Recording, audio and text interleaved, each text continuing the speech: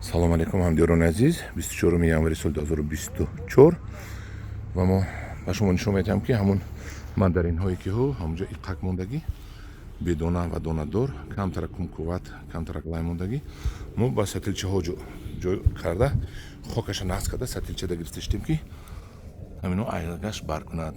хотир нишон мекунам ки ин мандаринҳои мо 60 сомонӣ аст. агар ин мандарино кадоме гирад то ҳамин сатилча кардани мо гирад харидорӣ кунад лайм кумкуват ва мандаринҳо 60 сомонигӣ. агар ки ба ман сатилча тегӯяд аллакай аз 100 сомонӣ зиёд мешавад, чунки инҷо нуриҳои минералӣ рафт, биогумус рафт, торф рафт, меҳнат рафт, маош рафт, ин болояш пул гузошта мешавад. ҳозир мо чӣ хел шинонда истодаем ба шумо нишон медиҳем.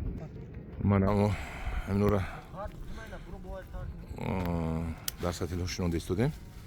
сатилчаҳода ман набинед дар як сатил мо оби витаминтар кардем, баъд сатилчада хок гирифтем, болош мемонем ва хокашро мерезем.